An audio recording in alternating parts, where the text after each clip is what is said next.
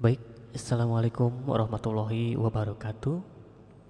Selamat bergabung bersama channel saya. Kali ini kita akan mempelajari tentang mata pelajaran seni budaya untuk SMP ataupun MTS kelas 7 tentang seni rupa.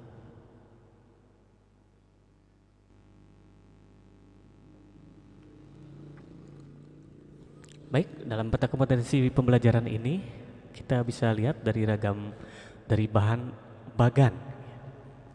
Ada ragam hias tekstil, kemudian pengertian, kemudian ada jenis dan bahan pewarna, ada juga jenis dan sifat bahan tekstil, ada juga teknik, dan nanti terakhir ada penerapan ragam hias pada bahan tekstil.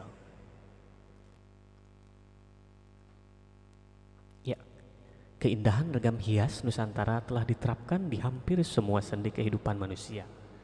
Ragam hias tidak hanya terdapat pada bangunan rumah tinggal, peralatan rumah tangga, senjata tradisional, tetapi juga terdapat pada tekstil. Perkembangan dan pertumbuhan ragam hias pada benda tekstil sangat pesat karena mengikuti mode dan tren yang terjadi. Ragam hias pada tekstil telah diterapkan sejak lama melalui pakaian-pakaian adat yang ada di Indonesia. Baik, kemudian ya, dan penerapan ragam hias pada bahan tekstil. Penerapan ragam hias flora, fauna, dan geometris pada bahan tekstil banyak dijumpai di berbagai daerah di Indonesia. Penerapan ragam hias pada bahan tekstil dapat dilakukan dengan cara membatik, menenun, membordir, menyulam, dan melukis. Bahan tekstil dibuat dengan menjalin benang, pakan, dan lungsi dengan beragam pola jalinan.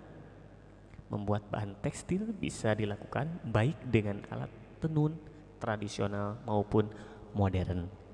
Jadi kita bisa lihat ini adalah tekniknya dan contoh-contohnya. Ada 1, 2, 3, 4, 5 contoh.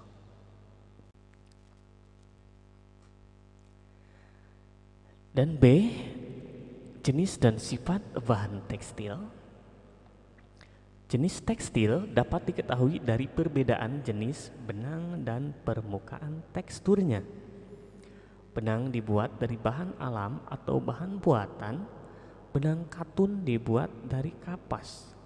Benang sutra dibuat dari serat yang berasal dari kepompong ulat sutra.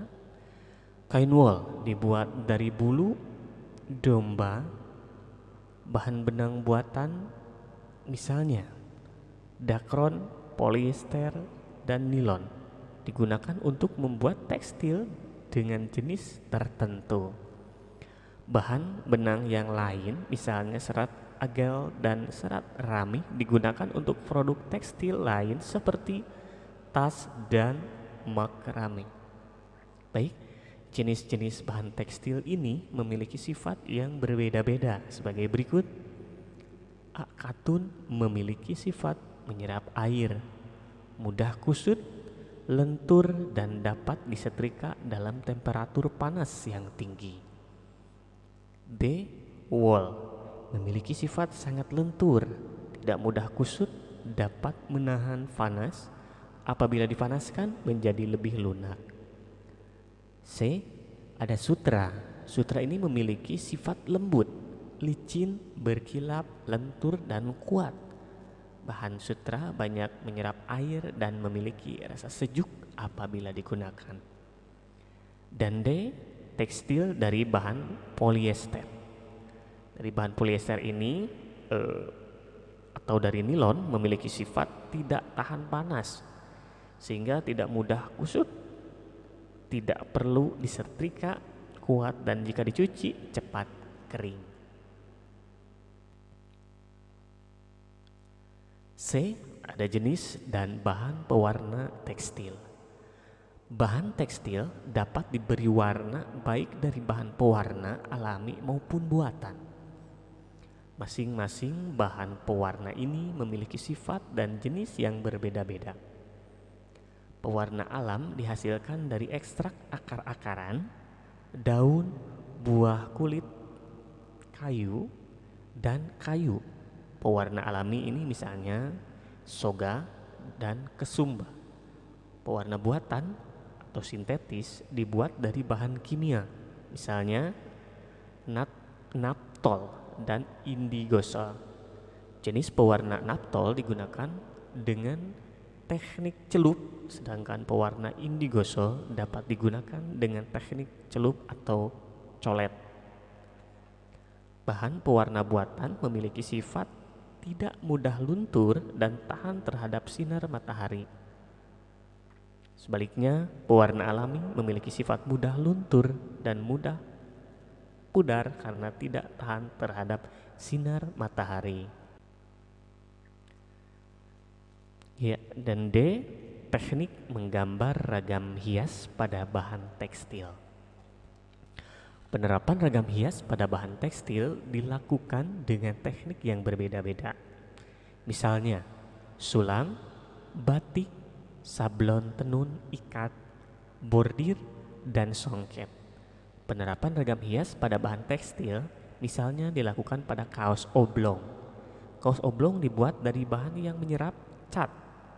Bahan pewarna yang digunakan misalnya cat tekstil atau cat sablon dengan alat kuas.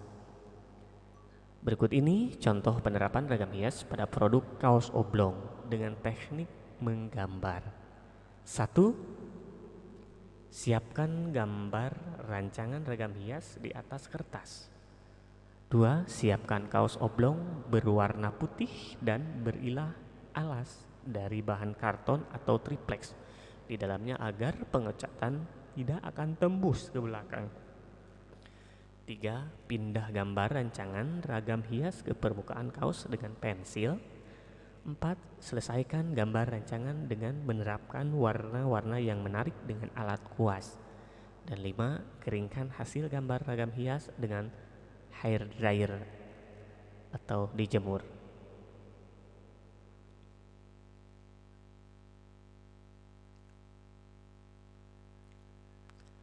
Menggambar dengan bahan tekstil kaos meliputi beberapa tahapan berikut ini. 1. Buatlah sketsa ragam hias yang sudah dipilih. 2. Gunakan kayu triplek atau karton tebal sebagai alas kaos dan letakkan di dalamnya agar tidak tembus ke belakang. 3. Berilah warna pada ragam hias. 4. Keringkan hasil gambar pada sinar matahari atau gunakan pengering rambut atau hair dryer. Bisa dilihat dari gambar berikut ini. Ini adalah contoh-contohnya.